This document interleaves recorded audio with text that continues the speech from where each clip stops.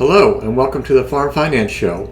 It's June 24th, 2024, and in today's show I'll be talking about the net farm income outlook for Kansas for the years 2024 and 2025.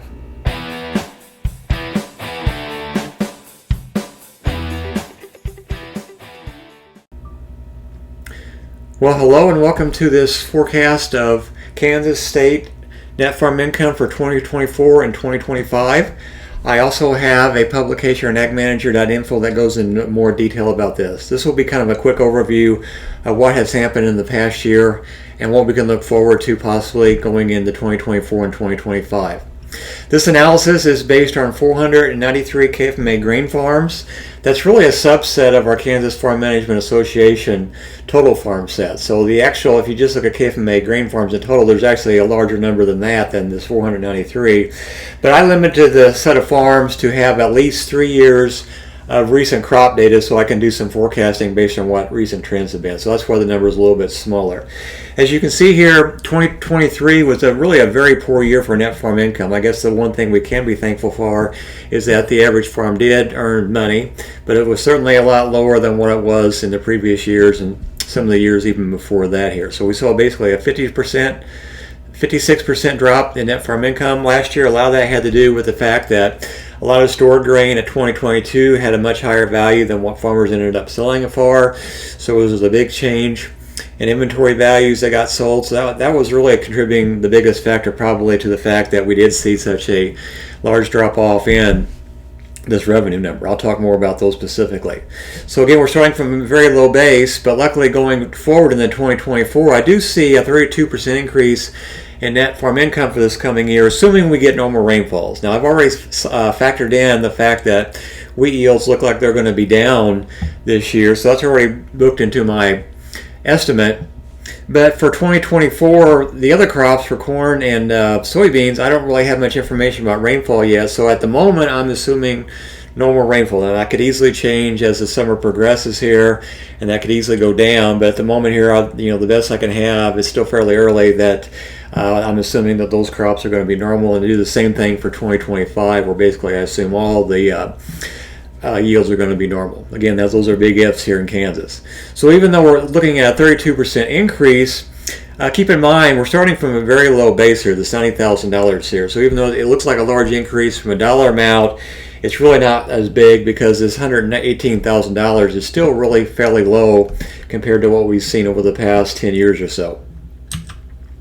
Let's look at some these numbers in a little more detail. This is a reduced balance sheet, basically income statement, because I don't want to have all the numbers showing on there. I want to make it big enough so you can see that. So I only have selected line items from this, which means basically if you try to add these numbers, you're not going to get the numbers you're seeing right here. So keep that in mind when we look at the numbers here, that I'm only presenting a subset of the actual numbers that would be in the full write-up on Ag Manager.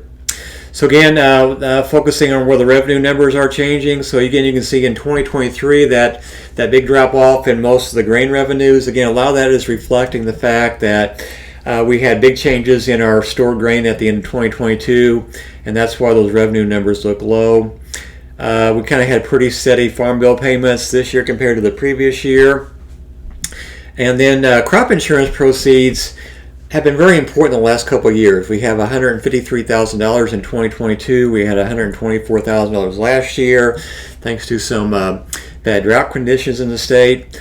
Going forward, assuming that we do get normal corn soybean yields, I would expect those numbers to drop off.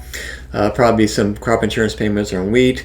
But again, when you factor all those things together, you see a big drop off in income, our gross revenue, this value of farm production, which is a measure of farm produced gross revenue. You just get dropped off almost $100,000 in 2023. I'm expecting some bounce back up to $910,000, but that's still well below the revenue we got here in 2022. And then going forward to 2025, you can see that again maybe a little higher bump up in revenue. Grain prices have seemed to kind of bottomed out and maybe heading upward a little bit. So a little bit brighter picture for the crop revenue. Again, we don't have this inventory change in 2024 like we had in 2023, so that will help on the revenue side too. Looking at expenses, I'm using the USDA indexes for expense categories to come up with most of these. A lot of these expenses probably are fairly close to what happened with the CPI inflation index. There are probably a couple of things to watch out for, though. Specifically the crop insurance number, which thanks to having some real high payouts the last couple of years, that's going to increase the premium rate. So I'm looking at a pretty high increase in our crop insurance premium, about 15% or so estimation for 2024, and again another 5% going into 2025. So that expense is going to be higher than the other ones. But the fertilizer situation is a little bit interesting. So in 2022, we had the case where anhydrous ammonia was at over $1,000 per ton. That was one of the reasons why you see insurance in 2022 for fertilizer was almost at $162,000. And fertilizer started actually going down at the very end of 2022, and it went down at least during the first several months of 2023.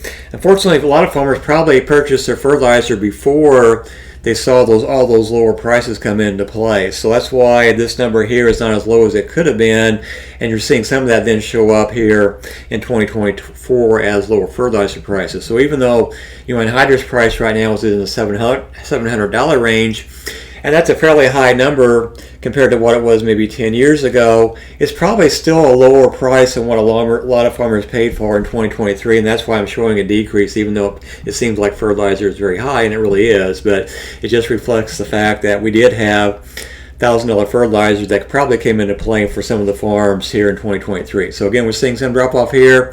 Going forward, though, I expect it to kind of go back up, because I think the $700 range for anhydrous is probably about the low point based on what my fertilizer model would say, based on current oil prices, current inflation expectations, and current grain prices. It could easily go a lot higher if we did have some situation where inflation got really bad, because inflation is one of the components of my model, and also with oil prices. If something would happen with the Russian-Ukraine war where oil suddenly jumped up above $70 per barrel, then I think you could see again a big jump up in the anhydrous price, and again all the other fertilizers will follow on the anhydrous side. Some of the other expense categories, you can see herbicide, insecticides are a big category, obviously. We don't do as much weed control with tillage like we used to do in the far past. We do a lot of chemical weed control. So that's why this number is fairly high. It kind of follows what the inflation index is, fairly close to that. Something to really keep in mind, though, going forward is this interest that we're paying here. I think with the current interest rates and the fact that inflation could be higher, it wouldn't surprise me to see this number jump up, and it's something to keep in mind going forward. Right now our interest expense number is really fairly low as a percent of total expenses. I don't know if we'll ever be in a situation like we were back in the farm crisis back in the 80s, where interest expense was really a big factor for most farms. I think we're a ways from that yet, but it bears watching going forward with interest rates rising, because currently the average rate paid by our KFMA farms is actually below what the prime rate is. So I expect to see this jump up, maybe even more than what I'm showing here. And then depreciation for machinery is always a big factor. Really, when you factor all the machinery expenses together, just not the depreciation, but repair and maintenance and fuel and oil, really the whole machinery side is really our biggest expense category here. So that bears in mind watching, because farmers do have some control over this based on how much equipment they purchase, and it's certainly a big item right now, although you could argue that probably fertilizer and maybe herbicides are probably just as important for total farm expenses. Well, so when you factor all these things together, you see that we do get a little bit of increase in net farm income. It's certainly lower compared to what it was recent historical numbers, but it is an improvement and kind of flat going into 2025.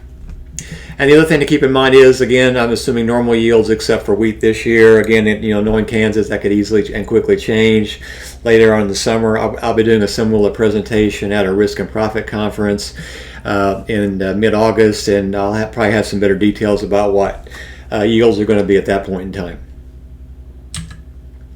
Well, looking at a CDF of net farm income predictions, so the numbers I just showed you were basically the averages for the state here. It's always interesting to me to look at the whole distribution of farms, and by examining the KFMA database with the 493 farms that go into my analysis, I'm actually estimating a net farm income for each farm in my model here. So I can basically, what I'm doing is basically plotting all those farms as a distribution of returns, and we get something that looks like this here. So the way to read a CDF is you look at a point in the line and you follow. It basically says that what percent of those farms have that income level or lower, and basically this 50 number here is the median net farm income, or close to the average here. So if you want to know what the typical farmer is earning, you just take the 50, follow it over. You can see for the last several years here, based on last year and my current years, that we're probably in the $50,000 to $60,000 range, $75,000 range for net farm income based on this 50 percentile projection here. What I like to keep in mind is, what percent of farms are actually earning $0 here. So here's our $0 amount. You can see in 2023 we had about 30% of our farms that had a negative net farm income. I'm expecting that number to go up a little bit in the next couple of years to about 35%. So basically over a third of our farms in the next 2 years, even with fairly normal rainfall numbers, could end up with negative net farm incomes. And again, if we do have another dry year this summer, that number could go up even higher. So that bears watching here. These farms kind of on the edge here that are losing money here, we want to keep an eye on those to make sure that these are just temporary, maybe 1 or 2 year downturn. Certainly you can't live too long if all your years are in the negative side. Well, what to watch out for in 2024?